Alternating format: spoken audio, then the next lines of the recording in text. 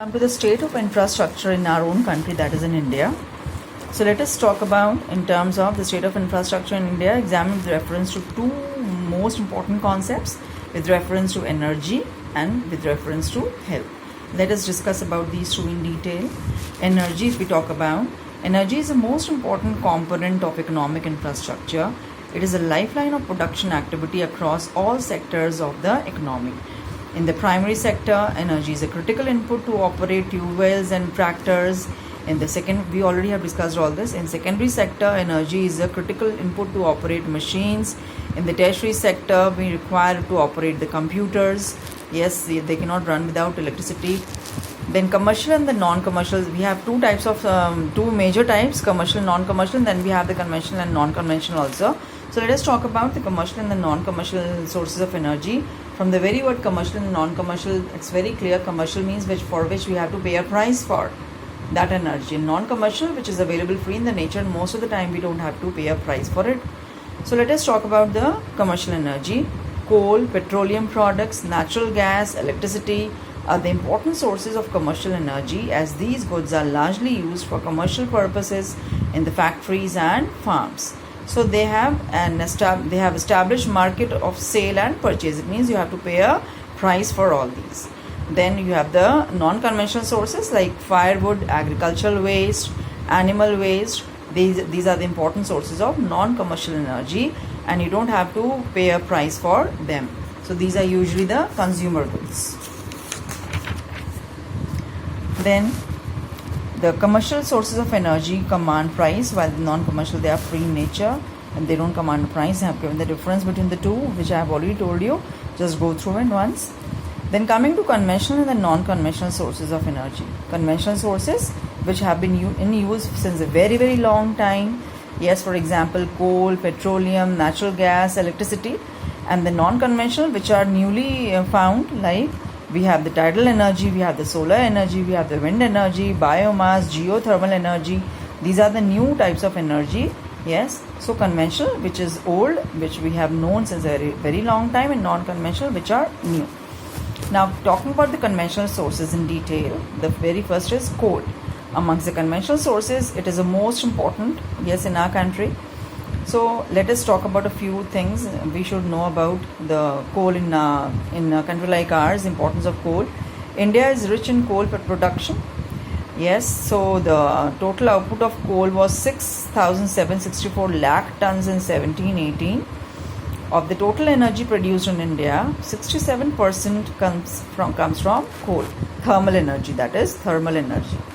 Now, it is estimated that India has total reserves of 319 billion tons of coal, yes, as on 31st March 2018. Now, the principal consumers of coal are who all?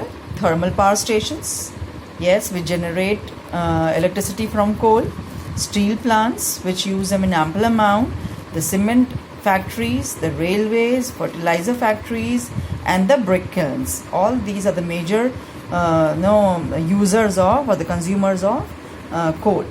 So Indian coal contains but the fact is Indian coal contains a large amount of ash, which generates very little heat. So the quality of coal which we have in our country is of low quality. Then we have petroleum, the second component, yes, of the conventional sources. Petroleum is the production of petroleum in India is very less as compared to the demand. So we are depending on the rest of the world for our consumption of coal, for the crude oil or the petroleum and byproducts. Major part of our foreign exchange reserves, yes, or the foreign exchange is going in for purchasing petroleum and the byproducts from the other countries, because we are not able to generate enough of in our country as compared to the demand. Then the next is natural gas. It is equally significant as a conventional source. It is used as a raw material in fertilizers and petroleum products, and as cooking gas, LPG in households. Yes, so the main reserves of natural gas in our country are found in Mumbai, the Bombay High, Gujarat, Tripura, Andhra Pradesh, Tamil Nadu, and Rajasthan. LPG is also produced as a byproduct. Remember, LPG is also produced as a byproduct of crude oil. Yes, it is from natural gas as well as from crude oil. Then coming to the next one, electricity. It is the most useful conventional source of energy. We cannot think of it in our households, living without electricity even for a few hours in a day, especially in summers. Yes, so it's so difficult.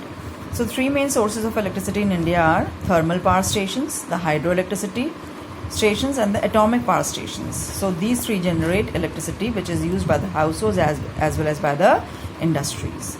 Now the shift from hydro to thermal generation has occurred. Yes, this is because of what?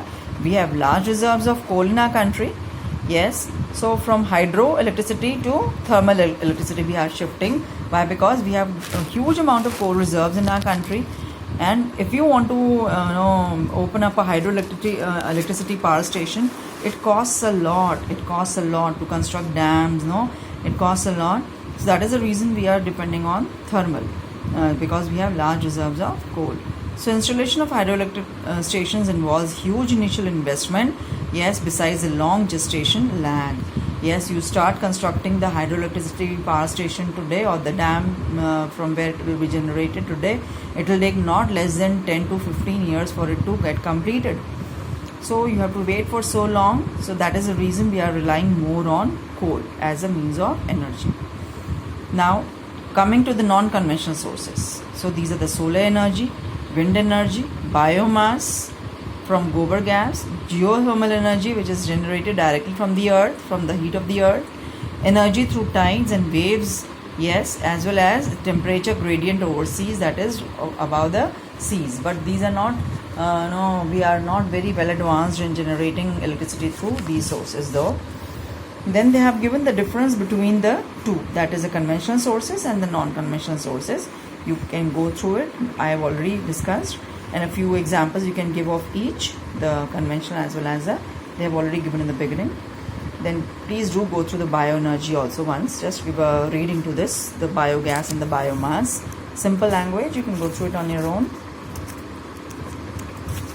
Now coming to the next topic is the primary and the final sources of energy. The primary source of energy are available as free gifts of nature: coal, lignite, petroleum and gas. Final sources are the non-available. They are not available as free gifts of nature. These are obtained by converting the input into output. For example, electricity is obtained how?